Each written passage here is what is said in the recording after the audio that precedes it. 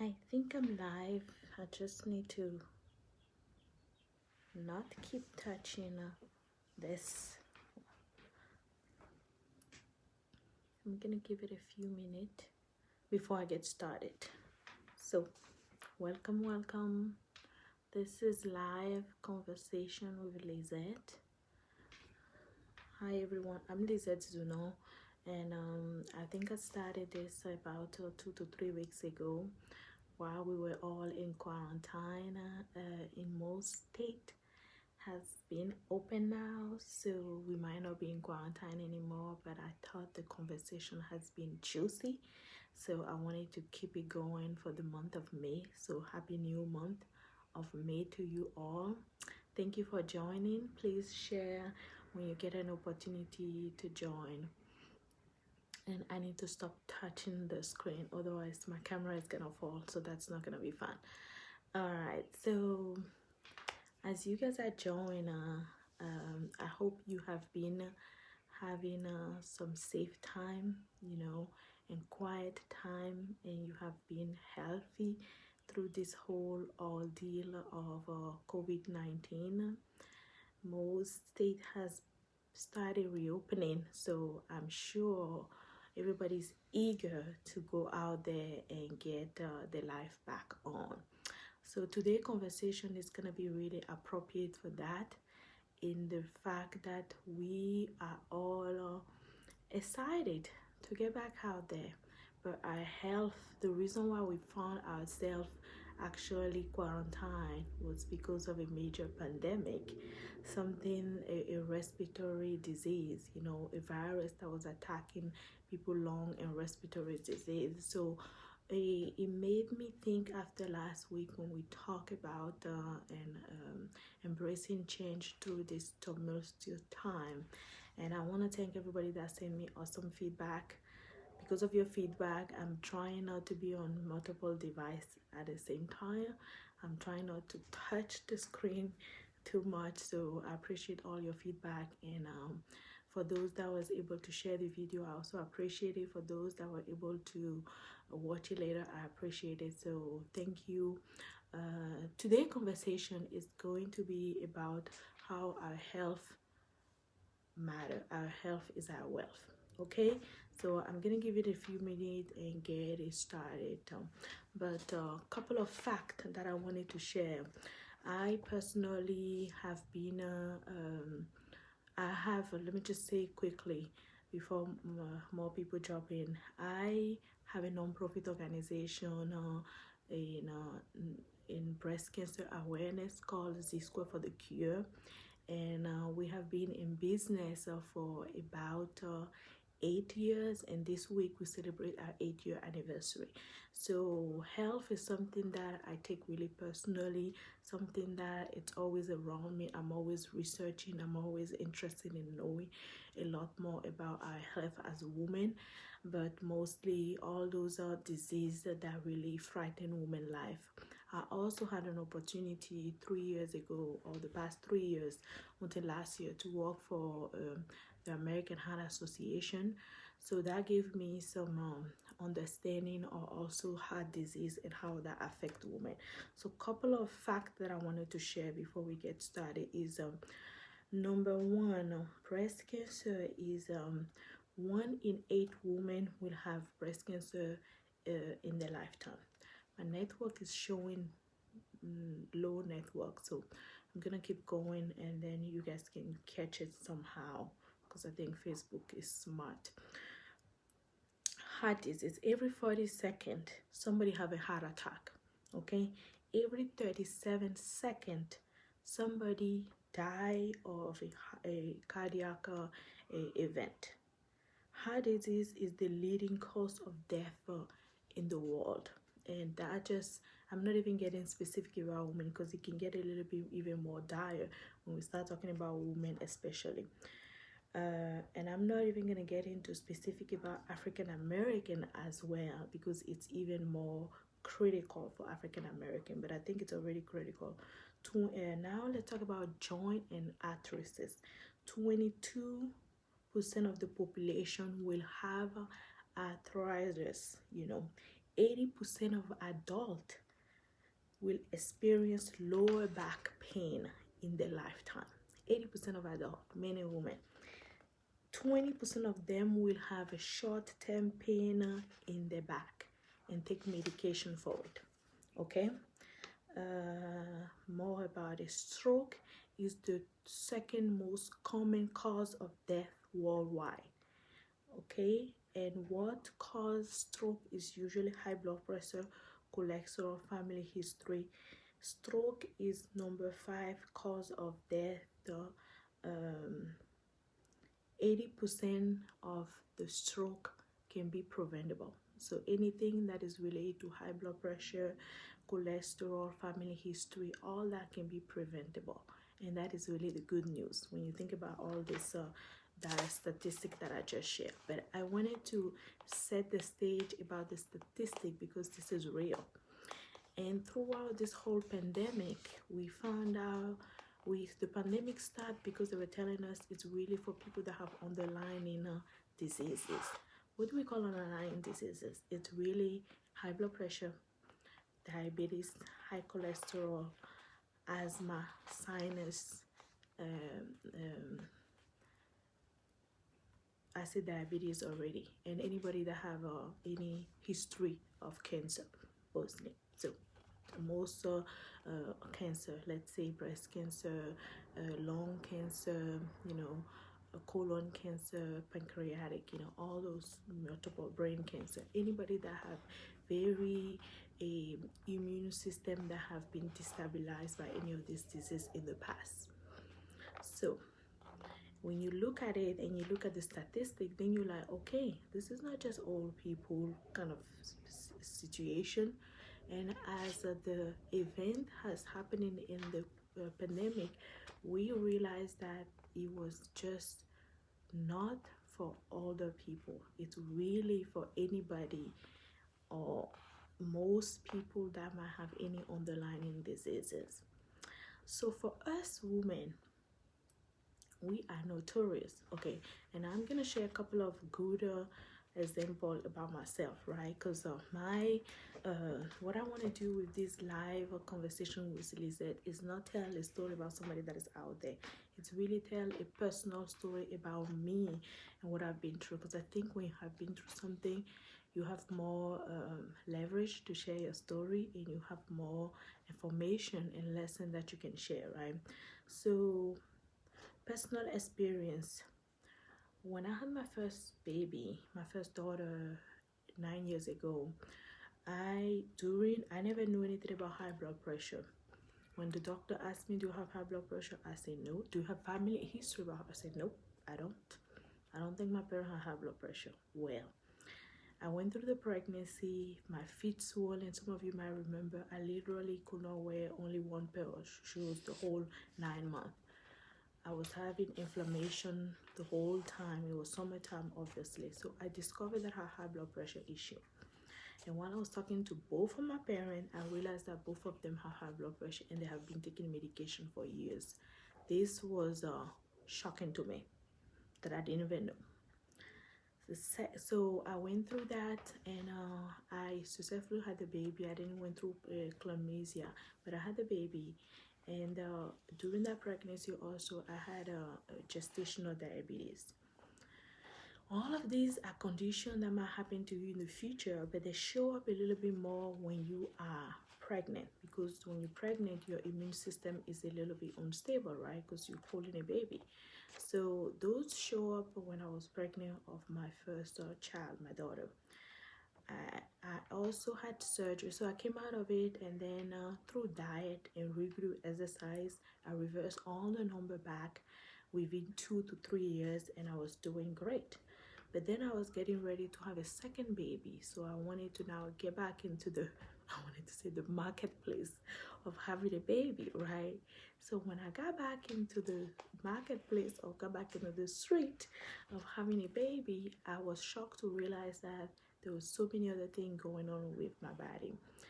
I had fibroid, deep fibroid of a size of a cantaloupe. This is real story. size of a cantaloupe. If you know me, I am 5'1", so having a cantaloupe in my stomach is a huge deal. A size of cantaloupe will not allow you to have a true baby in your stomach, so I had to go through that process and have another surgery. Mind you, my first baby that I had was a C-section baby. So by second surgery now, you are having some deep back pain. You read earlier about how many people have back pain.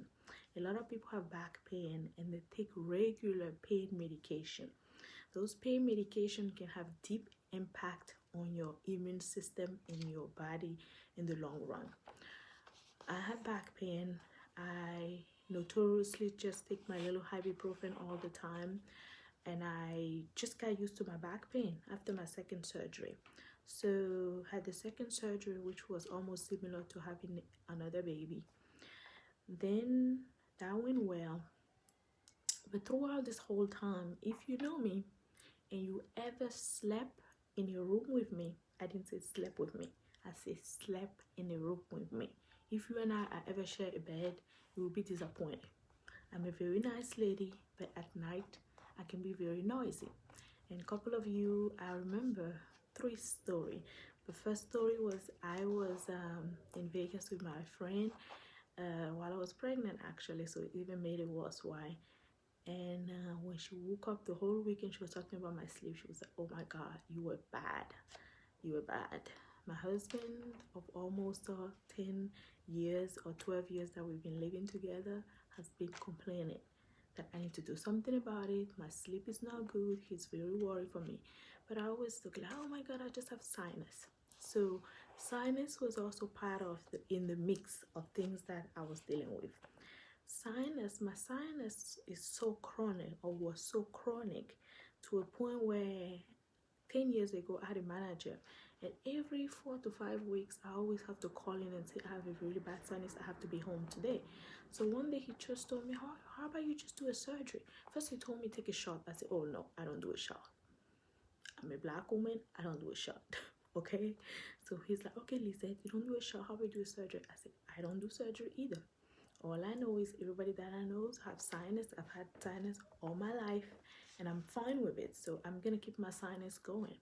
But then I realized from that moment that every job that I have, at least in 4 to 5 to 6 weeks, I always have to stay home 1 or 2 days to deal with my sinus, because it's so horrible when I start sneezing and dealing with the whole sinus for days. And my sinus is triggered by anything. It's not the cold, it's not the heat, it's all of them together. It's the pollen. I've done all kind of tests, blood tests, allergy tests, CT scan, everything.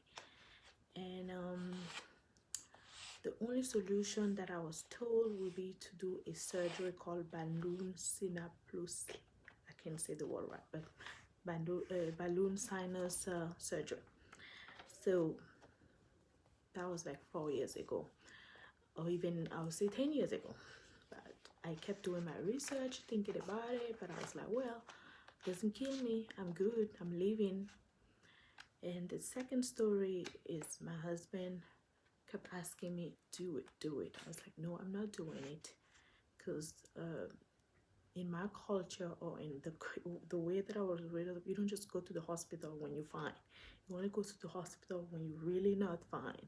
So I didn't see myself just going to the hospital for something that I can live with, pretty much. So fast forward, second time around, I needed to get pregnant, and I went through that. That's another video story, a fertility battle, and I got pregnant. I'm on the delivery room, getting ready to deliver the baby. They check my blood pressure. My blood pressure is ultra high. Okay, shocking again. So now the doctor are prepping all the important things that they can think of to make sure that this baby come out successfully, and the mother is also taken care of and come out alive. So after the baby was delivered, I think the anesthesia came out of my system a little bit early, or I was sleeping so deeply, but I could hear the doctor somehow. And I heard the doctor asking my husband, is that how she sounds when she's sleeping? And he's like, oh yeah, that's how she sounds. And the doctor was like, that's bad. She need to do something about it. I was not deeply sleeping. I heard everything. He said, she need to do something about it. Definitely. Otherwise, you can lose her. I heard it in the joyful moment of, oh, baby came out, while I was being sewing back in and putting everything back in on the delivery desk on the bed. The doctor was urging me to do something about my sinus, my chronic sinus that was impacting my sleep, giving me almost sleep apnea. I also realized a couple of years ago that after I bought, that's my third story, after I bought a watch for me and my friends so we can check our sleep schedule and check our exercise and whatnot. One day I asked my friend, let me check your sleep schedule. So we put it up on the computer on the little iPad, and his sleep was normal, but mine was not normal. Mine had so many change and up and down in it, meaning that when I'm sleeping in the middle of the night, I'm actually not sleeping because I can't breathe. So every time that I'm supposed to gasp for air and try to breathe, I'm waking up. So I can sleep for 6 to 7 hours, but when I come out, my sleep number show me that my sleep study show me that I only sleep for 2 hours. No wonder I'm always tired. No wonder I'm always saying I'm tired, because I go to bed not only late, so I'm having like a 6 hours time in bed, but my body's actually behaving like I only slept for 2 hours because I'm always gasping for air. So that was just one eye-opening. So between that, all the fact that I already knew about, and the doctor telling me in my delivery room bed that I need to do something about it, I decided to do something about it. So right after I delivered the baby, I scheduled this balloon sinus surgery that I researched about it 10 or 15 years ago, and I've been seeing so many of my friends on Facebook, mostly Caucasian women, doing that surgery and asking, softly comment, how did you like it, how did you feel? And it seems like it's not that bad. So I muster a little bit of courage, and even I'll tell you, even my own mother did not encourage me. When I told my mother I was going to do a surgery on my nose, she's like, oh no, please don't. I was like, no, I have to do it. The doctor asked me to do it. She's like, okay, you're an adult. If you feel like you need to do it, go ahead and do it. Just to tell you culturally how we are. So I went ahead, mustered my courage, called my best friend to take me to the surgery that day. And I show up there. Everything was already planned. In less than 30 minutes, I was in and out. Surgery was done. They crack some nose up in here in my nose. They crack some bone up in here in my nose. Open some airspace, and bang, it was done. I can breathe. I can sleep better. I don't have sinus issue. If I have any sinus issue, it's just based on whatever is going on outside, but not because of I can't breathe. Literally in a year, I have not taken a major sinus medication, no more than any regular person that I know. Otherwise, before, I will be in the Mucinex, in the Sudafed, in the antibiotic, all of them. All I just did this whole year was taking Claritin for allergy, and it doesn't even attack me. I just took it as a preventive. The reason I'm telling you this story is twofold. One, because us, mostly, I'll say Black women, based on our culture, we don't want to take care of ourselves unless, and statistic has shown, I mean, the fact is right here. We only show up, and I've also seen it in both organizations that I've worked in, the heart disease organization, and also in my non-profit organization, Cisco for the Cure, that women, African American women, Black women, women of color, show up at the doctor when the disease is already in worst case situation. Men usually do that. Women are definitely encouraged. They encourage their family member, their kids. They get the doctor appointment on lock. The husband, doctor appointment. Parent, they're on top of it. But they, for their own health, they are it's always taking the back seat. And what I really want to encourage you, and the reason why we're talking about this today, is we gotta take our health as a primary seat. It's like in the airplane, they say you put the mask on first before you can put the mask on for other people. Your health is your wealth. In this whole pandemic, everybody has been talking about how they lost so much money, and I know people lost money, or I lost money too. I mean, I lost plenty of money. We all lost something. Folks lost job, people lost money, people lost their livelihood, they're afraid, they're anxious, you know, they're scared of change. But one thing is, the reason why you complain about all that is because you're still alive, right? Right? And I have to tell you that I'm so grateful that I went ahead and did that sinus last year, because I mean, come on, with this COVID-19, you don't even know how it gets people, let alone what somebody that have a chronic sinus infection, what will happen to that person, like me, right? So while you're still here, please take care of yourself. As far as your wealth, when you are alive, you can make up all those money again like this. You can always make up everything that you lost. With time, you will gain everything back. I believe in that thoroughly. So let's forget about, you know, we're losing money, but let's think about our health. And I'm gonna close by saying, for everybody that's super excited to go out there and start making money and living, I think this pandemic, if it has taught us anything, is to really focus on our health. A couple of things that I have been doing and I want to continue doing is, for us women, we always worry about our weight. See, this whole conversation, I didn't say anything about weight until now, right? Because the weight is not really the issue. It's being healthy. That's how I'm looking at it this time. So know your number, right? Know your number. Know your blood pressure number. You know your HDL. Know your diabetes. Know how your sugar level is. Do you have diabetes? Know your family history. Even that will help you situate yourself. Okay. Know any lingering disease that you have. Know your family history, and try to do whatever you can to revert your family history. Know your blood type. Know the kind of food that you should eat to help you based on your blood type. There's a lot of research out there that there's certain food will make you feel better. I particularly am not a fan of meat. My family, I cook meat for them, but I'm not a fan of chicken nor beef. I love lamb and fish and vegetable and fruit.